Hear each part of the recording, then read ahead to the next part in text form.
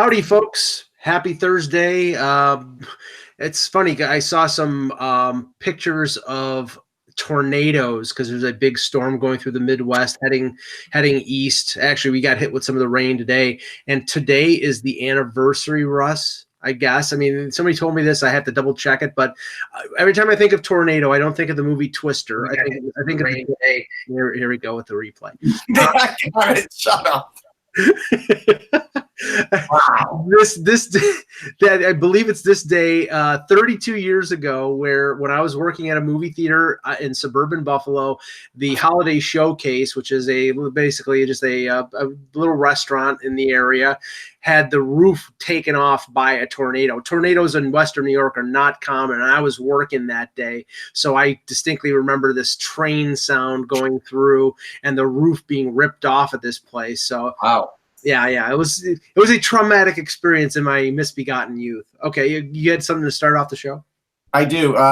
So everybody remembers Jim and Pam from The Office, Jenna Fisher. Yes. And John Krasinski. Well, also known as Mr. Emily Blunt, which I would take a lot of credit for. That's fine. They both are rooting for different teams. Jenna Fisher is rooting for the Blues, and Krasinski's rooting for the Bruins. And there's this whole thing on Twitter because they were married on The Office. Like, how are they going to, rectify this? And I think it's cute. I think it's funny. Jenna Fisher already responded to it. Like, that's great that they could have that kind of sense of humor. And honestly, that's good for hockey because I can't remember the last time we had a cup where maybe one of the teams wasn't a mainstream team like St. Louis. Honestly? See, Mike, I did it to myself. I had to switch browser. Where one of the teams wasn't a mainstream team, and now they get a little celeb coverage. There's that, and we talked about the guy from Mad Men, and so that's cool. Yeah, and sort of attached to that, because I just saw this on Reddit when I was looking up for some things to talk about on the show. Apparently, David Backes, long-time Blue, went to the Bruins via free agency. He's still friends with a lot of players on the Blues, but apparently there's going to be like a two-week moratorium of the friendship with guys like Alex Pietrangelo because they're playing each other in the Stanley Cup Finals. So they've stopped communication with each other. They would text each other all the time, and now they're just going to cease. And to me, that's like, come on. I mean, really, you're going to, I'm not. I know. It's like, you know what? David Backes, if you want to win a cup, you'll punch your friends in the mouth. Like, Mike, if it came down to it, I would punch you in the mouth. Well, that might be the only thing that David Backes can contribute to the Boston Bruins. But Peter, what are your thoughts on this? Would you cease communications with a friend if it was like you and him and a rival? It all depends on the friend, and I think the one thing that I would take into account with this is whether my friend was good natured, because I think you could have a lot of fun sort of with some memes and stuff like that, just going back and forth with them and having a laugh. And if you cared about your friend and you were competitive enough, you could probably have a really fun banter and enjoy things and give them a big hug at the end and be pissed off that you didn't win, but knowing that you're happy for your buddy. Now, I just bring this up because I'm not the biggest NBA fan, but I wanted to bring this up because a lot of people are talking about it, and that's the sort of the interaction with Drake at the Raptors Bucks game, game 4 on Tuesday night. Drake, for those older Caucasian people, is a rapper, is a hip hop guy. He's very popular. He's from the Toronto area. He's sort of known in Toronto as being a curse because the Charlotte Checkers, when they beat I think it was Hershey to play the Marlies in the Calder Cup Eastern Conference Final, offered Drake tickets to come down to Charlotte to play because they know every time he roots for a team they lose. So now, but he's making his presence known at the Raptors games. He was massaging the neck of Nick Nurse, the Raptors head coach, and apparently he's mouthing off on the sidelines towards Giannis Antetokounmpo, the big Milwaukee the Greek freak. The Greek freak. And the thing is, this would be okay if he was just a fan, like Spike Lee was when it was the Knicks and the Pacers. He's an official Raptors ambassador, meaning he's an employee in a sense. The NBA, Peter, the only thing I can think of fans or people like that really getting on the case of other teams were the Green Men in Vancouver. And that stopped after a while. I don't know if they put a stop to it, but this is something, you can't really have fans doing that, right? Well, I disagree. Or employees. I totally disagree. Well, now here's the thing. Drake is employed as an ambassador, as an entertainer. Right. We've seen for years mascots doing funny things with people. Is there any difference if Drake's your mascot and acting like that? The thing that I think is where things get where there gets a little different though is you're there as a fan. They're using you as like a brand ambassador. And so you get maybe a little access to some things, and it gives you the ability to get one-on-one with a person. Is it any different than Spike Lee? It is, because Spike Lee is just a fan, and he's never just a fan. Then it's fine. Or Nicholson sat at on the court, basically on the front row. Except everyone just stared at Jack, waiting for to do cool stuff. No one cared. Right, but he never fixed Pat Riley's hair. Like it's like no. I think it's sort of the heat of the moment and stuff. I think there's a gray area here that needs to get sorted out for sure. You're either a fan and you're whooping and hollering with the rest of everyone, high five and spilling your overpriced beer, or you're an ambassador and you have to carry yourself as everyone else in the organization does. I don't think you can have it both ways. And I'm Adam Silver. I suspend him. I say, listen, he can't show up to games anymore. Right, or at least for the rest of the playoffs. Right. I just like to know who. If Milwaukee has to sort of do something different to get in Kawhi's face, who are they bringing as a celebrity? Paul Ryan? No. They could bring Kareem Abdul-Jabbar. I mean, they could. No, they'll bring his coach, San Antonio. Oh, there you go. Yeah. Yeah, he can razz him. I'm sure I'm against this because it's bad. It's a bad look for the sport. And the NBA already has this. They're too close already to celebrities and celebrities influencing players. And it's good in a way that hockey players are boring and a lot of celebrities don't want any part of them because they're not exciting off the ice, because a lot of these shenanigans don't go on. Major League Baseball, a little bit, but not that much. Basketball, all the time. There's way too much of this. Like, it's just, to me, it's a fine line. It's a different audience. It's a different crowd. Yeah. There's a different thing. And, who's making the noise about this? The Bucks? Or is it the Bucks head coach? Yeah. So, and I think there's a he should. I think he should. He should definitely make a noise about it, and use whatever advantage you can gain from it. This is the conference finals, tied at 2. Well, gamesmanship is out in the open. Drake and the Raptors have played theirs, and I think they've got to come back and use their gamesmanship, and I think it could be hilarious. And I think the Bucks actually have done that by raising this up a lot, because who's talking about the 2 losses? We're all talking about Drake. Well, I want to say this. Matt in the chat room said, well, Drake wearing a Sixers jersey lost it for the Sixers. And I said, no, Joel Embiid not being able to play a little bit more than his protected minutes and not being in shape lost that game for the Sixers, not Drake. Right. Too many steak subs, Joel. Okay. No, actually, it's Chick-fil-A and milkshakes. Oh, okay. There you go. Oh, that's right. Milkshakes. See that? He's addicted to milkshakes. Yeah. Okay. Hello, Hockey World. Today is Thursday, May 23rd, 2019. I'm Peter Tessier in mild Winnipeg. I'm Chris Cohen from Sportsology. It was raining. Now it's nice out.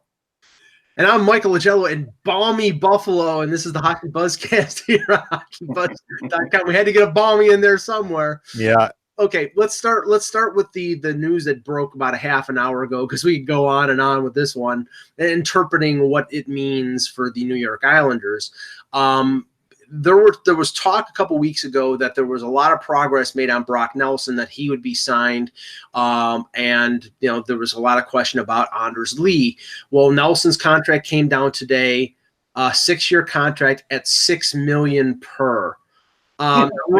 I mean, I'm not really slagging Nelson, because I think he's I think that's a good sign for Nelson. It's just now you've set the bar so much higher for Lee, because Lee would never accept $6 million anyhow. Right. Now he's accepting like 7.5, 8 because of that. Well, right, and then that's why, like, that's why I laugh.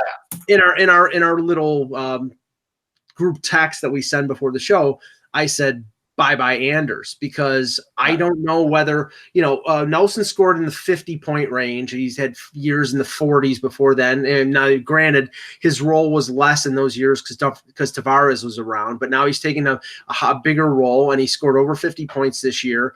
I believe he was coming off a bridge deal, so I think this contract buys 4 years of unrestricted free agency. If that's the case, and I'll double check that, but if that's the case, getting $6 million, I mean, it's a good deal, but with Lee, and he's in a similar position, you're talking 8.5. Oh, yeah, you're probably talking. You are. What I want to know is how Brock Nelson takes just above Andrew Ladd. Well, I mean, go ahead, Peter. Right? Like, I mean, this is the funny thing about contracts is you say, well, okay, he's goodbye Anders Lee and blah, blah, blah. But you look on the other side and it's like, how does this add up? Right? Like they're funny things sometimes and how you compare and sort of look at them and when they're signed and what happens. I mean, it's odd to say the least. Yeah. Okay. Brock Nelson, he's played 6 seasons. So I think he was a year away from UFA. 14, 20, 26, 20, 19, and 25. Those are the goal totals over the 6 years. So he's a 20 to 25 goal scorer. Yeah, that's right. 40 to 50 points. Scored 4 goals in the playoffs this year. So you're talking, and so now it's 6 years at $6 million. Anders Lee scored 40 goals 2 seasons ago, scored 28 this year. Let's see here, 25, 15, 34, 40, and 28 in the last 5 seasons. He's 2 years away from being a UFA, I believe, maybe 1. No, he's a UFA now. He's a UFA now. What am I talking about? Sorry about that. But the thing, and he's the captain, but you're talking an entirely different level. This is like the stratosphere here. When he's a 40 goal scorer, he's probably 30 to 35 on a normal year. I mean, that is 8. And I don't know whether they're going to be willing, especially with the fact that they can sign Barzal after this year or after July 1st with a year left in his ELC. They're going to have to pay him big money. It's a question of whether ownership there, Russ, is willing to pay for players.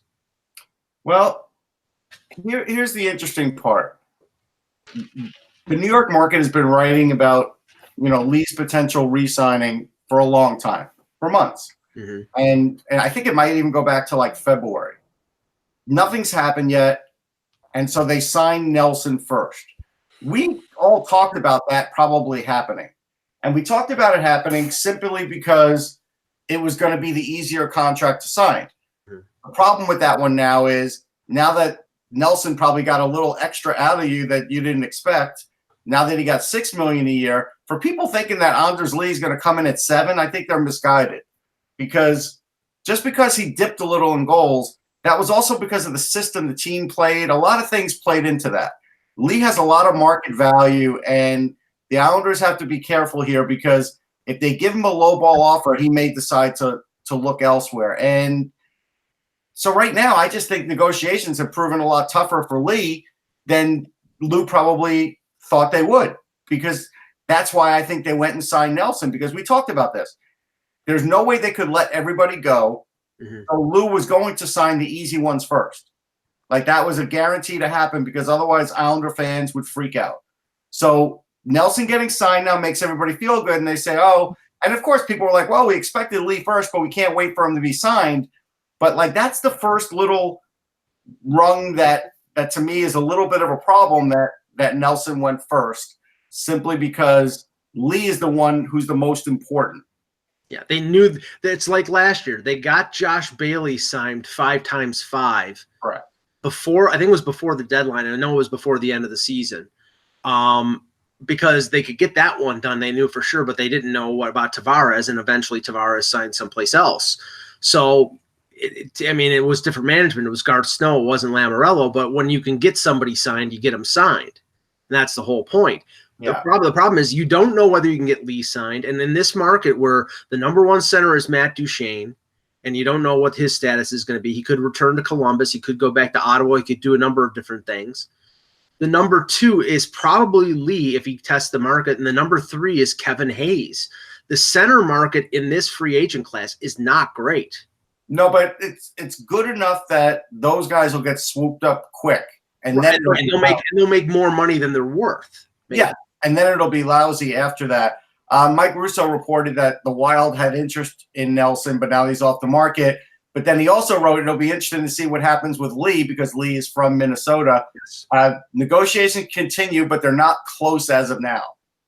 This is somebody who follows the Wild, who knows about Minnesota, and this is the worry now if you're an Islanders fan because they haven't locked this guy up. I know there was a quote in The Athletic from a team executive that said, well, we wouldn't have made Brock Nelson the captain if we thought he was going to leave. Yeah, we could go into history for that, but I'm going to leave it alone. Captains leave. That's just the bottom line. That happens everywhere. Yeah, it happened last year, Islander fan. Yeah. That's why I didn't want to go there. Mike did. You knew I was going to, so there you go.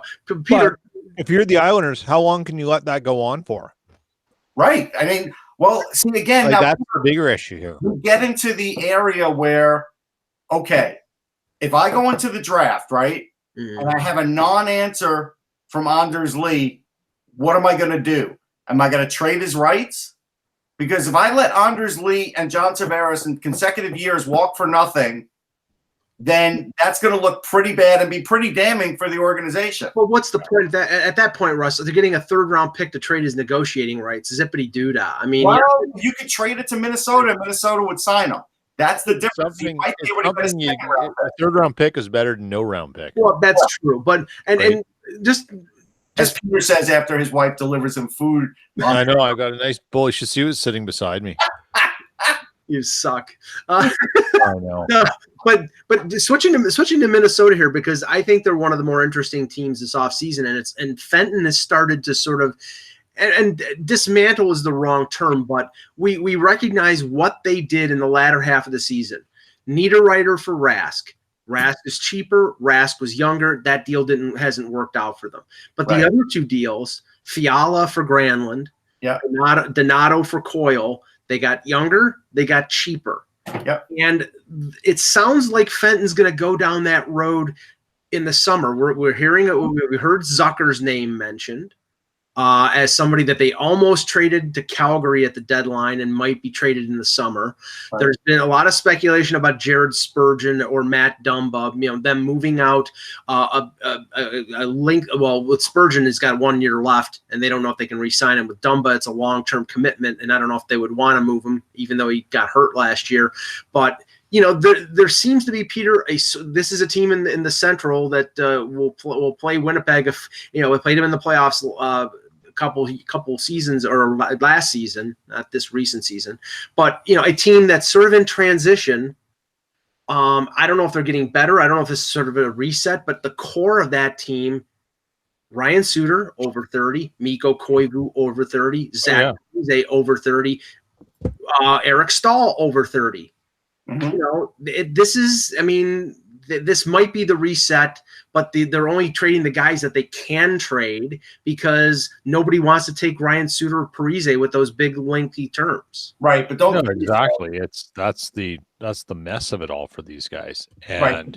The beauty of the summer cap is if they feel like the Islanders aren't going to sign Anders Lee and they could get their rights, they would do it tomorrow. Right, and they can go 10% over the cap in the summer.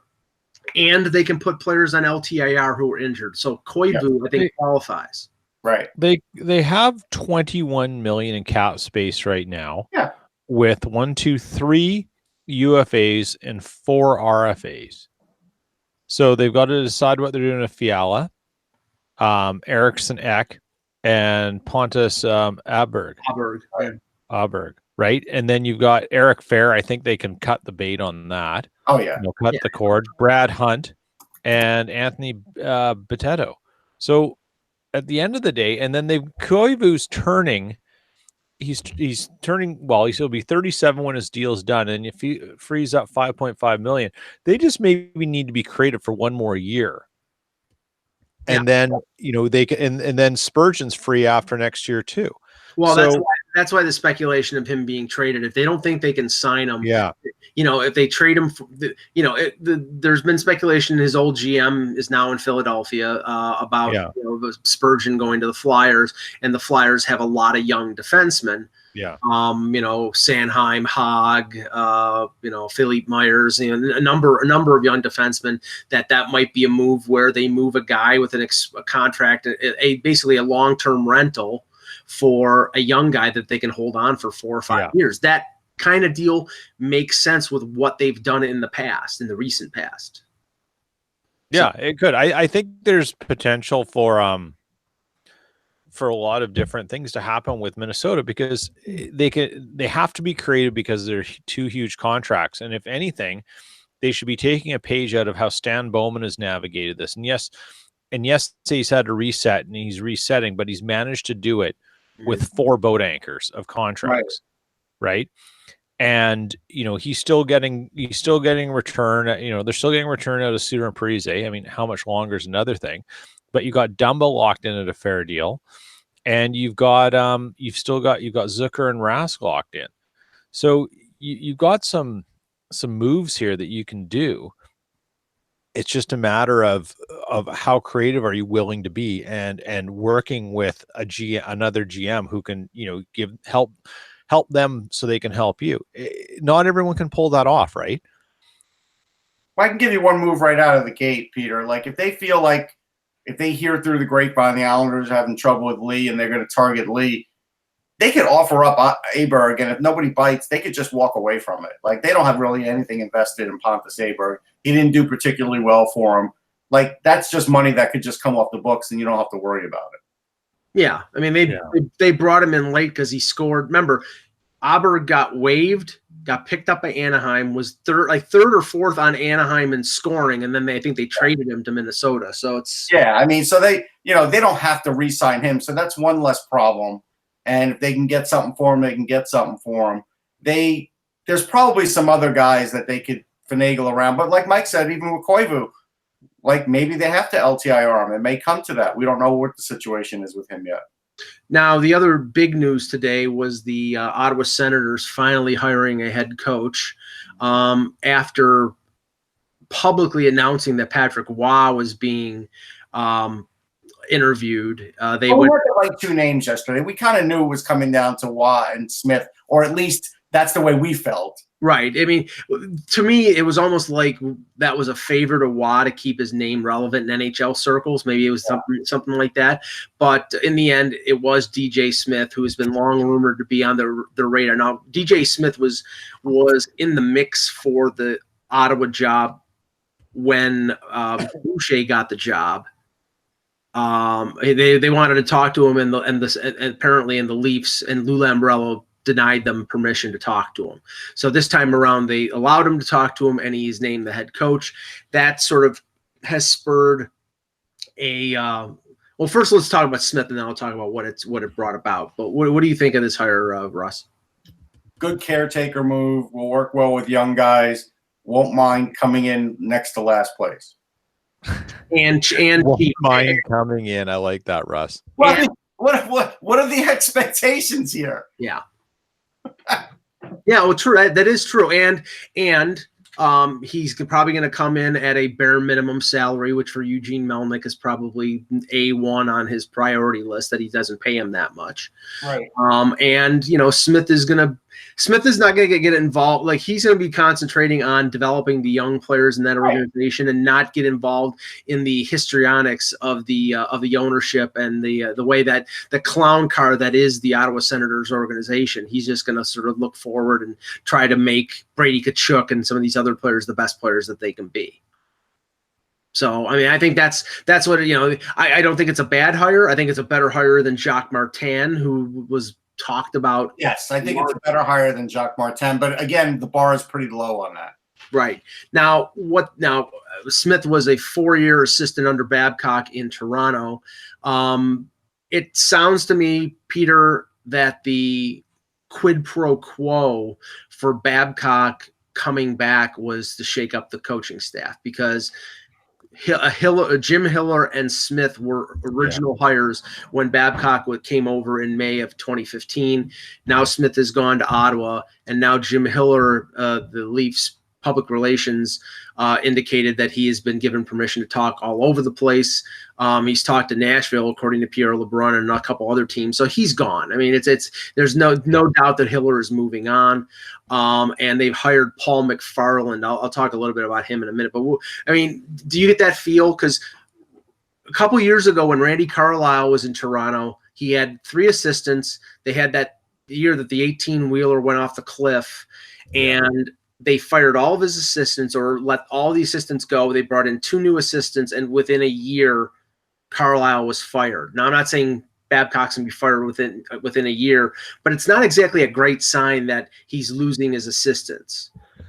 I think it's a curious one. And how do you look at a coaching hierarchy if you're a GM? Do you look at it that you have the final say on the assistant coaches for what you're trying to build, or do you look at it that you have input and the coach has the final say, because ultimately his assistants are either going to float or sink his boat, and you should keep an arm's length distance from that aspect of the assistants? It's a curious question. Mm-hmm. I think what's weird about this one is, did they come in because of Babcock, or did they come in because Toronto reached out to them to come join Babcock? Right? Like, that's the question. If you know the answer to that, you're going to have a way better understanding of what's going on now. Yeah, that's the first that's the first thing I asked Russ when I talked to him a couple hours ago. I said, "Is this a Babcock hire or is this a Dubas hire?" Because the connection between McFarland and Babcock is that McFarland was an assistant to DJ Smith in Oshawa, and there's probably some relationship through that. But this is a Dubas hire. I mean, but Dubas is an OHL general manager for years, and McFarland was a head coach in Kingston, long time, and then became an assistant under Bugner in Florida.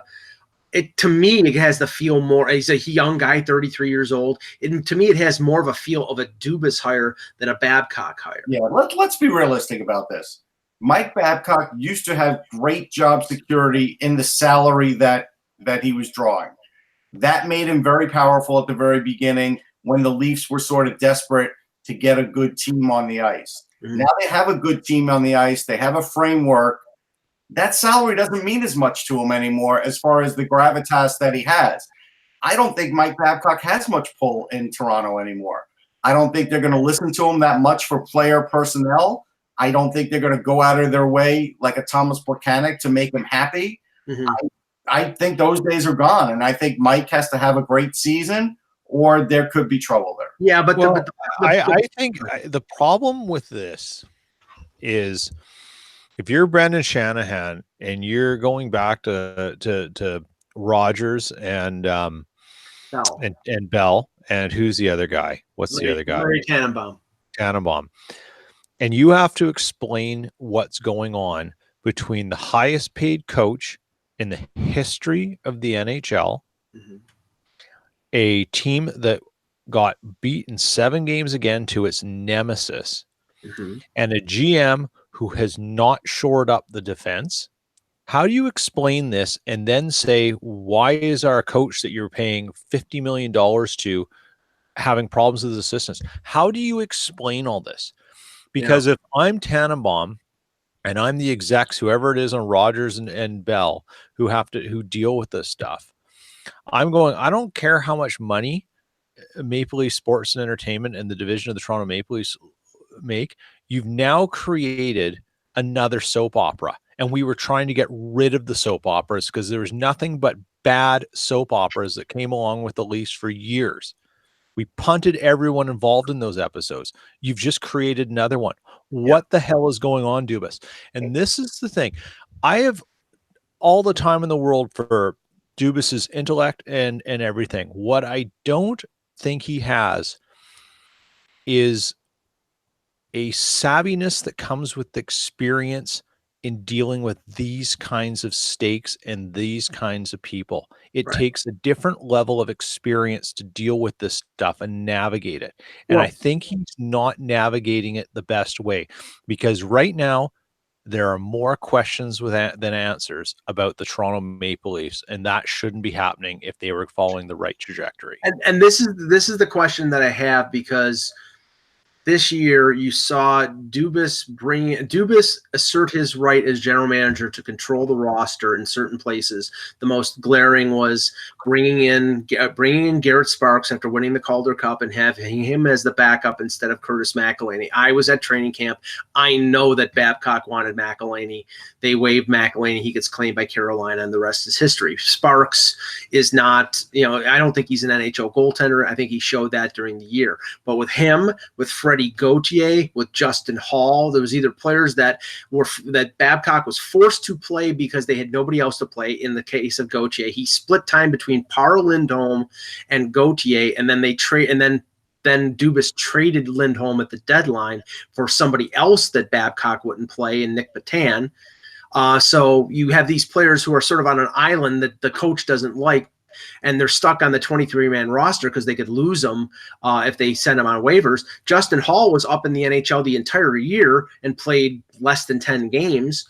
So you have to maximize the opportunity of your coach to win, you have to give him players that he wants and he needs to play. Like Babcock wants Luke Glendening.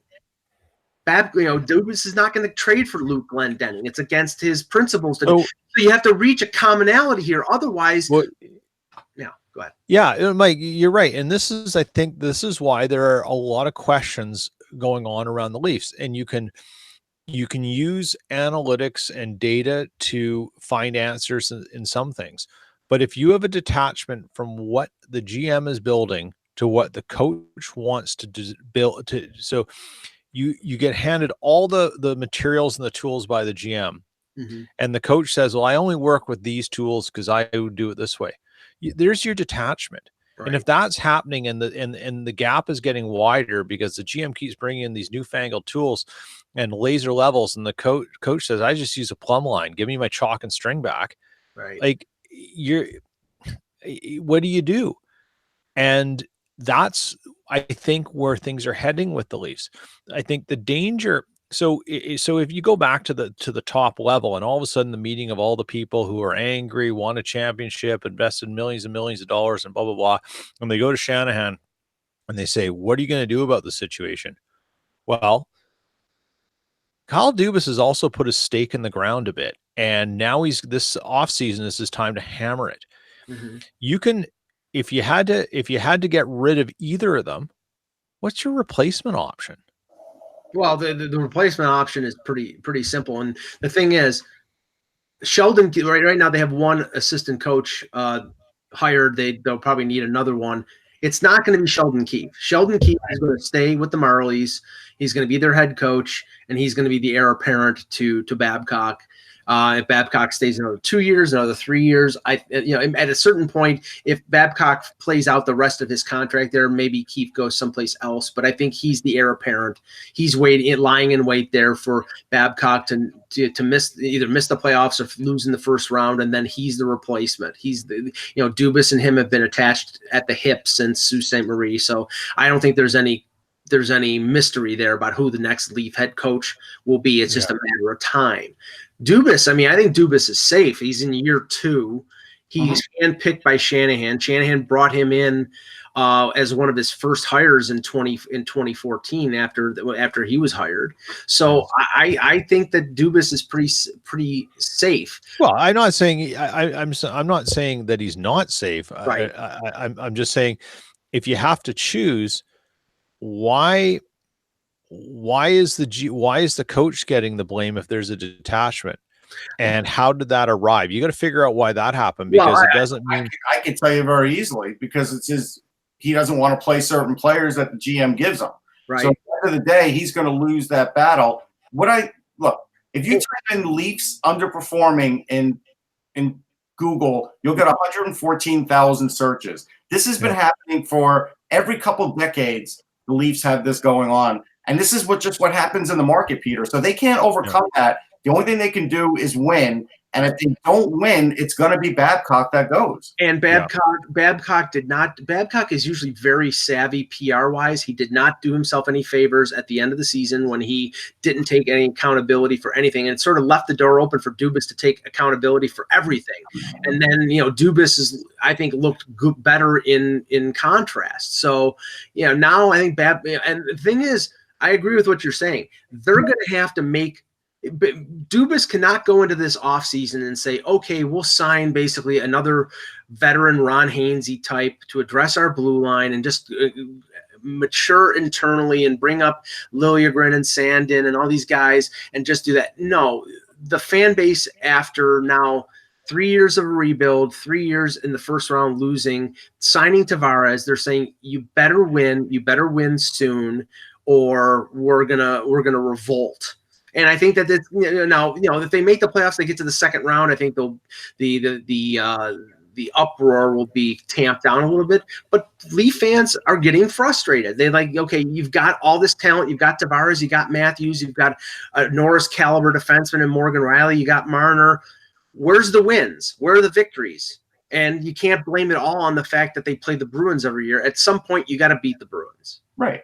I mean, that is what it boils down to. Right now, they're in a spot where Dubas is basically setting everything up for the eventual Babcock removal if it doesn't work out by bringing in his guys. Shanahan's letting it happen because he has to let it happen. And if, Peter, you want to know where the savviness should be coming from to help Dubas, it should be coming from Shanahan. Right. And he just signed a 6-year contract, so he should be able to – he has a long-term stake in – making things work. I just wanted to touch on this because I wanted to see if you agree with where I think the league is going. I made my appearance on Buffalo Radio this morning, and one of the guests they had was Andrew Raycroft, who's doing media work in Boston. And I asked him a question because of the way that it broke down with not only the Bruins, but with the Blues as well. With the Blues, it was Binnington was called up in January, and he played, I think, 30 some odd games. But the workload was split between Binnington and Allen, and I think there was one other goaltender who played a little bit. In Boston, Rask played almost a career low as a starter. He played 46 games. Halak played 40, and I asked Raycroft, who played 72 games with the Leafs when he was traded from the Bruins for Rask in 2007. Do you think that Rask's impressive performance in the playoffs is because he's more well-rested? And he says, yeah, I really do. And I think that this is going to start a trend in the league where, maybe 25, 30 years ago, I remember in Buffalo, the Donnie Edwards and Bob Sauvé split 50-50. It was a rotation every other game. I'm not saying it's going to be like that because there are some goalies who are making $8 million a year like Lundqvist, and they want them to play more. But I think, and I want to see what you think, Peter, you first. I think it's going to be more of like a 50-30 breakdown than it is 60-20. Hold on. Breakdown between what? Goaltender, starter and backup. Oh, sorry. Okay. Yeah. I think different goalies have different levels of workload they can manage though, Mike. And you have to play to that too. Mm-hmm. There's rhythm too. Goalies, man, when someone writes a definitive book on how a goalie's brain works, it's going to change everything. But until that happens, it's still a guessing game, right? And I think you have to really you have to know your goalies, and you may want to do it that way, but you're going to have to find the right pair who you can break that between, because it's not going to be uniform for everyone. You may want to. What? Yeah. No, go ahead. Continue. No, you may want to because you think of it that way, but convincing guys, getting the buy-in is hard. There are goalies who should play 60 games and they want to play 75 games, right? They just want to be in there, and you got to manage that somehow without it affecting their ego and whatever goes between their ears that makes them want to take pucks at 100 miles an hour to their heads. Russ, do you think that a guy like Lundqvist, who's played 60 plus most of the years in his career. Even though, he's 37, I think 37 now. Do you think he'll accept playing 50, 55? Because he's used to playing. Yeah, he'll accept it. There's no question. A couple weeks ago on our Stick to Hockey podcast, Chuck Fletcher was on, and he said the Flyers would have a 50-30, and he didn't say whether Carter Hart would be the 50 or Carter Hart would be the 30. He said that would depend on Carter Hart and how he plays and how he does in his second season. And I think most teams are looking at it that way, except the Leafs. I think the Leafs are locked in with Garrett Sparks. Dubas is not going to budge and move him. I disagree. I don't think they're going to get a backup, and I think they're going to still – push comes to shove, what will happen? Beginning of the year, Babcock will say, "Oh yeah, we'll rest Freddie more," and he won't. Because Babcock is one of those coaches who has trust issues. Yes. That's the problem. Yep. You like if there's something that Dubas and Babcock could work on together in the offseason, it's the trust issues things. Get a therapist in there. Let's talk about this. Like, kumbaya, let's go out to a nice retreat in the Muskokas and kind of just burn some incense and just sort this out. Right? Like that's what needs to happen, because these guys, they pigeonhole. They know who they trust, they know what they see, they believe, and when they see something, they particularly young players, we won't do it. And Russ, you just brought up Philadelphia and what Fletcher said. Mm-hmm. I think if that's the case, I think having AV is actually going to do really well for goalie stability, because AV has managed some kooky goalies in his day. Mm-hmm. He's had, he had Luongo. He had the stones to pull Luongo and put Schneider in net in a game 6. He had to deal with Jose Theodore. Remember him? Oh, yeah. He's and you talk about the Ringling Brothers circus that has been between the Flyers pipes for so long. AV is the guy to provide some stability and be the guy who can manage this idea if they do go 50-30 and who it is and how it's going to balance. Let's be fair to Theodore too, though. He did win a Vezina and a Hart 1 year, though. He did. Who's that? Theodore. Who? He won. Yeah, he did. Yes, he did. I'm not saying. I know, but he was a kooky guy, no question. Yeah, like he was a kooky guy. He was a madly skilled guy. He was. Like most goaltenders are kooky. Yeah. But I'll disagree with you, Russ, and we'll see who's right in September. I think Garrett Sparks has played his last game as a Maple Leaf. I think they're first of all, they're not going to get stuck as they did this season, where they lose 2 goalies on waivers, and they had to go with Sparks, and Sparks was bad from December till the end of the season, and his inability to perform consistently cost them home ice advantage and probably a chance to beat Boston in the playoffs. Okay, so you think they're going to spend $1 million on a goalie until Sparks he's back in Toronto, back with the Marlies when they have 2 young goalies, but they already have 2 young goalies coming up there in Woll and then they may trade Sparks. They're going to try and trade Sparks. They may not be able to, and that is my basic point. Or he goes to the ECHL. They're not going to send Garrett Sparks to the ECHL. They're not. He could. Well, okay. We know how it works with goalies in the minors. The number 1 prospect usually is the starter in the AHL. The number 2 prospect is usually the starter in the ECHL. Sometimes they'll flip flop them, and the guy who's third is the guy who's the backup at the AHL level. Sparks may be the backup at the AHL level. I do not believe that Garrett Sparks 75. He's making like $675. So now you got to bring in. I think he signed for $750. But hold on. So he's making $750. You can bury that. We already talked about there being a pretty robust goalie market out there, which there is. Yeah. He's going to be looking for this other guy. So they're going to have to spend probably $1 million on this other guy. I don't think it's happening, Mike. Well, maybe they trade him to his native Chicago. Then they'll need a backup goaltender next year because. I mean, I'm just telling you, my read on the situation is Garrett Sparks. Mike Babcock will not put him back in the lineup. And you know what? And that may be true. And Dubas might say, fine, but this is what I'm giving you because based on everything else that's going to go on with the cap and all the other things, there may not be that many options out there. Well, I mean, we'll see. A couple notes coming out of the end of the season locker room clean out in San Jose. Joe Pavelski says he's confident that he'll return to the Sharks next year. He's a UFA. Not a shock there, but a question is how they fit things in. Joe Thornton says he hasn't made any decisions yet. He confirms that he would only return to the Sharks and that he was injured in the first shift of the St. Louis series. So a couple interesting things there. I'm not sure. We talked about it. We talked about it after they got eliminated. They're going to be one of the more interesting teams. Elliot Friedman on 31 Thoughts podcast said that he thinks that Erik Karlsson will find some way to be able to play for Tampa. I don't know if Tampa can afford him, Russ. Yeah, I mean, they're going to have to do multiple things to afford him. Like a lot, they'll Callahan will be gone, right? Somehow they've got to move Callahan. They may not be able to bring back someone like Strawman if they planned on bringing him back, because then unless it takes $1 million 1 year deal, it's $1 million 1 year thing. Coburn's gone, right? So you're gonna lose some depth on there to get another great talent in there. So your top four will be great. Then it's your bottom two. Now Cernak looks real good, so I think they're good that way, and he's definitely better than Schuster. He is. So we won't use that anymore because he's got a shot. Schuster never had a shot. Their bottom pairing might be Cernak and Cal Foote. It could be, and they might be able to roll with that.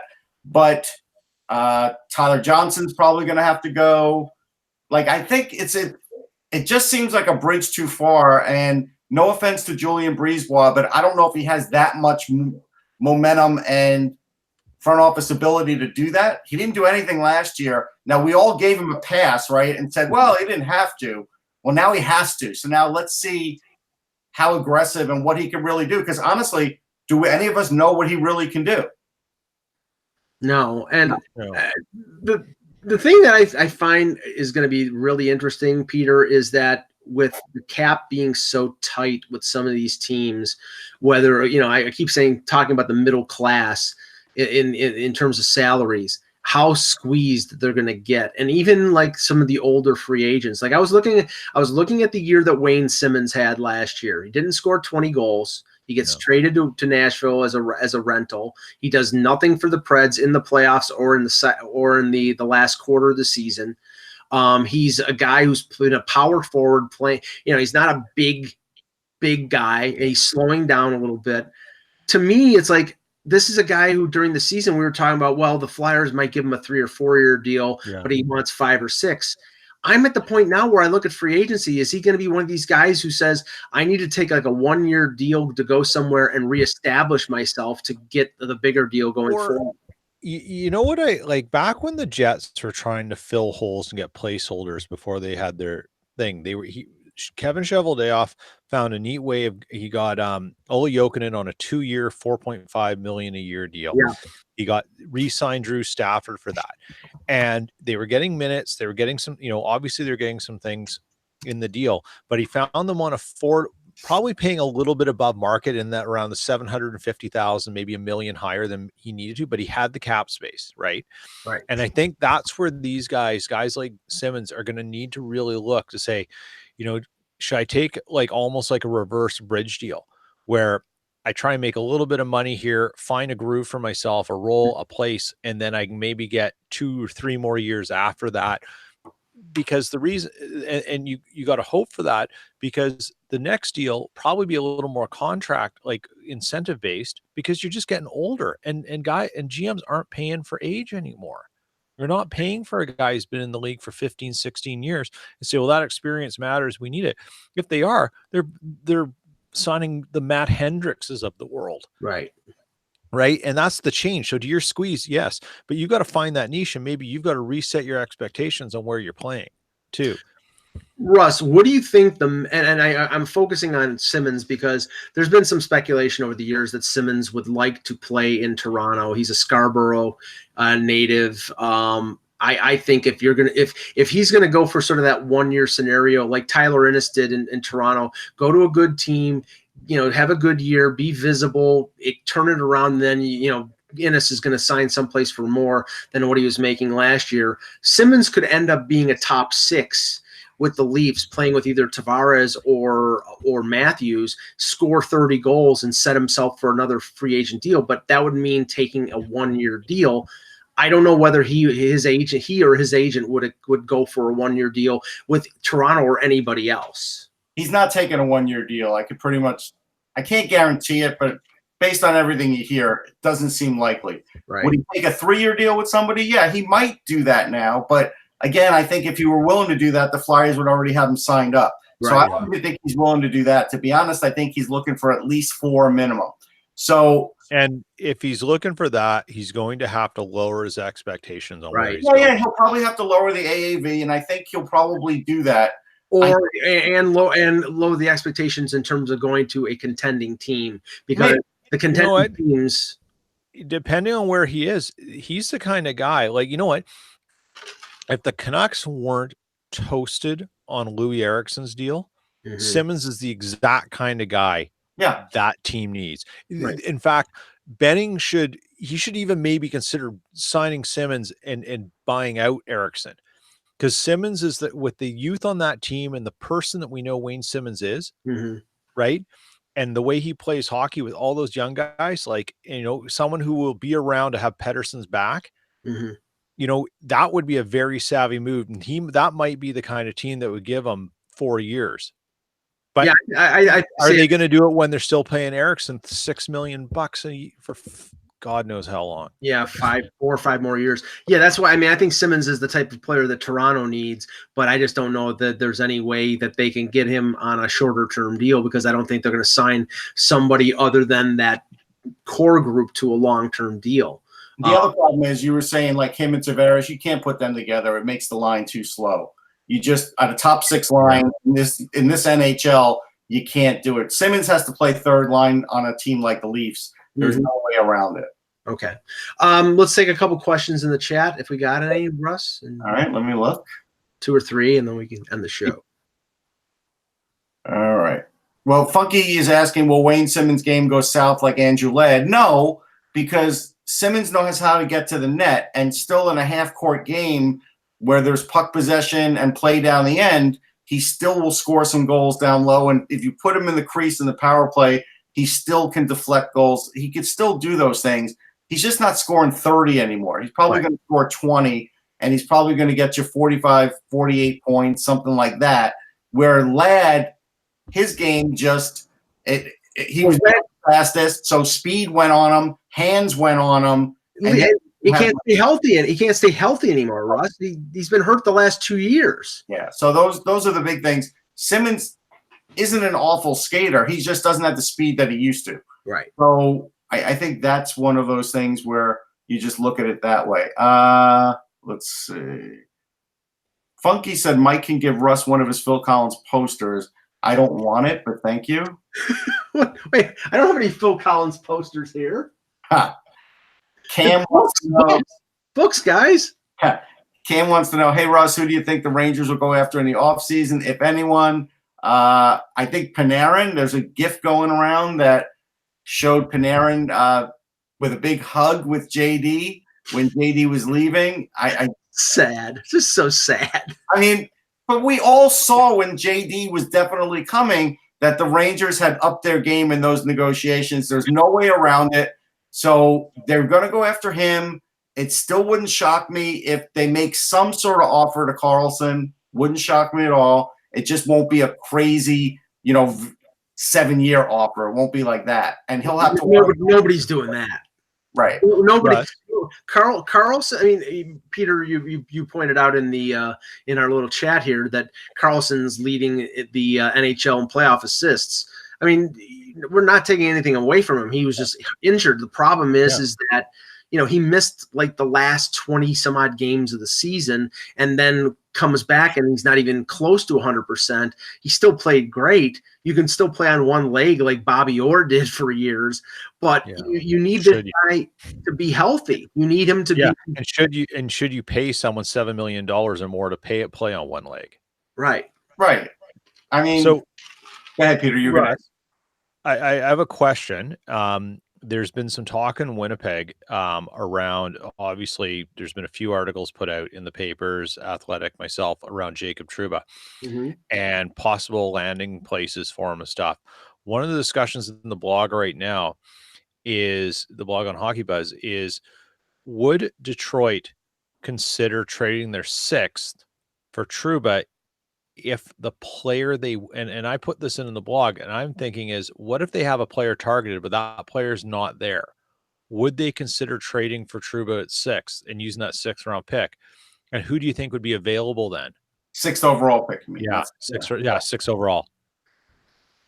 Well, because that's why I asked you that question last night, right? In chat, like, who else could go into the NHL next year? And it's not a huge list, is it? It's not a huge list. Even Cole Caulfield's not ready for the NHL. Right. So, but Caulfield could be there at 6. And so would you really want to trade that for Trouba? When you could get Trouba next year for nothing. Right. I would say that's probably a no-go.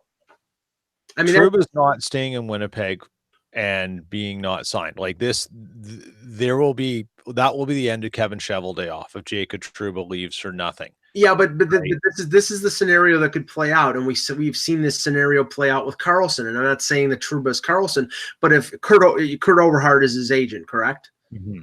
If Kurt Overhard comes out and says we're not signing with anybody, we're going to go free agency next year, then he screws Cheveldayoff by doing that, undercuts his value. He goes someplace for 1 year, and then he's a UFA next season, Peter. And I think that really kills the Jets' leverage. I think ultimately, and I don't think Trouba will negotiate a deal like quickly with Detroit. I don't think that will happen. Right. Honestly, Detroit would only trade that pick for somebody who's under a decent term. Yeah. And to be honest, since Yzerman has already sort of set the playing field as it's going to be a while, he's going to want to have his own first round pick that he could put his arm around on that stage and say, "You're my pick. Yeah, you're the guy that I'm going to be. You're my Larkin." And so I think that's where he's going to go with that. I don't think he's going to trade out. And the guy that the guy that some people think that might be the one that they pick at 6 is the Russian Podholzin. Yeah, they definitely could. There's a good chance they could get him there now because I think he probably has slipped a few rungs. The other thing is with Edmonton, I think that's the team that might trade their pick because Ken Holland talked that he thinks he could be in it. The only way he's going to be in it is if he turns that pick into somebody that he could plug into his lineup that really helps his team next year. So now would he do that deal for Trouba? I don't think so because, again, I think it's too risky.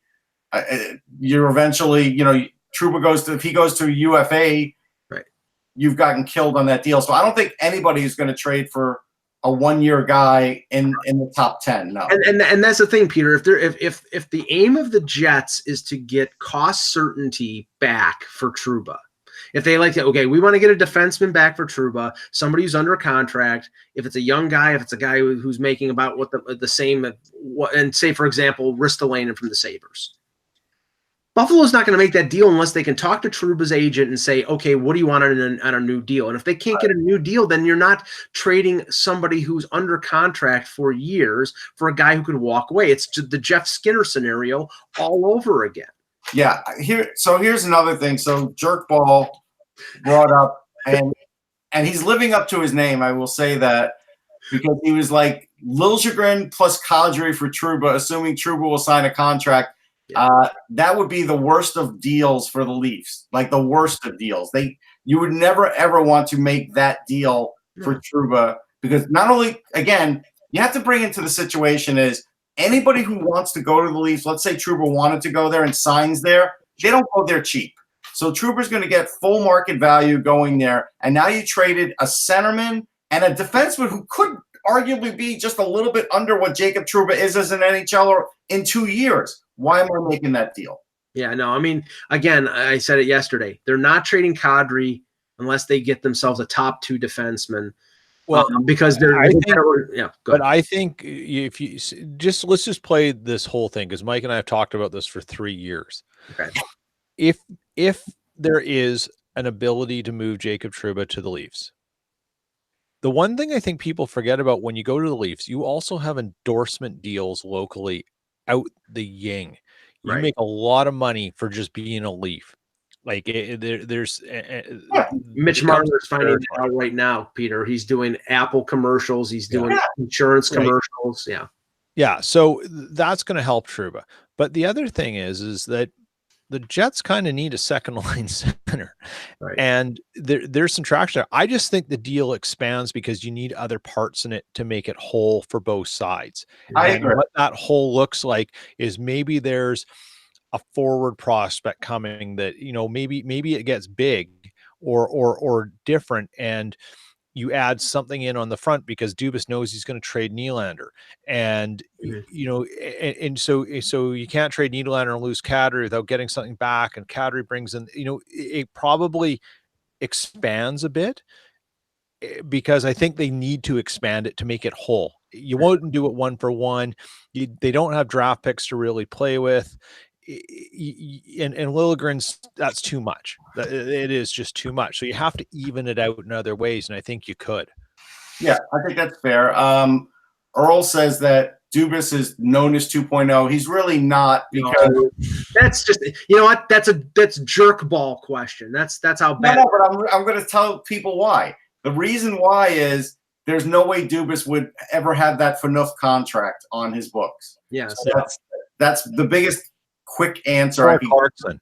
Yeah. All right. Let's see. Yeah, thanks, Peter. Thank you. Last question. I know. Hold on. I'm trying to find. You had to bring up David Clarkson. Jeez. Well, hey, the gift that keeps on giving. Vegas right now is over the cap, and they have a year left of David Clarkson. Yeah. All right. Esmir has a good one here. Is Jonas Brodin on the market? I think he is. Yeah. Now, okay, there is a defense. If you're talking about defensemen, and every time a defenseman is brought up and it's somebody who's got term left, I'm going to mention Toronto because I think that's what they're looking for. Brodin makes sense. He's making in the fours. He's a good skating defenseman, but he's not a big offensive guy. Nope. I think you could get him for a reasonable price with a team that has depth on the blue line. Then they could probably re-sign Spurgeon if they, if not trading him. So Brodin makes sense. Of the four of their top four, I think he's the one that they would easily trade the most, have the least amount of problem trading. Yeah, the only thing is yes, and the guy they trade back for is going to have to be a much lower salary or somebody who's really good on an ELC. Right. It might even be Liljegren. You might say, hey, it's going to be for Liljegren and a pick. Liljegren, or if they want a forward back, it would probably have to be either be Janssen or Kapanen. Right. So, that's the quandary that the Leafs have. They have an area of strength. I think they have 2 or 3 forwards with the Marlies, a couple defensemen that might not be ready, but they have guys that can move up, and they have to trade from their area of strength to address their area of weakness. And you cannot, it's nice to think you can go out and rape a general manager and get a great deal and get a defenseman for nothing. It doesn't happen anymore unless you're the Buffalo Sabres. Okay. All right. We'll be back tomorrow with another edition of the Hockey Buzzcast. Thanks all for watching. For Peter Tessier, for Russ Cohen, I'm Michael Agello. Thank you for watching. And remember, without the buzz, it's just hockey.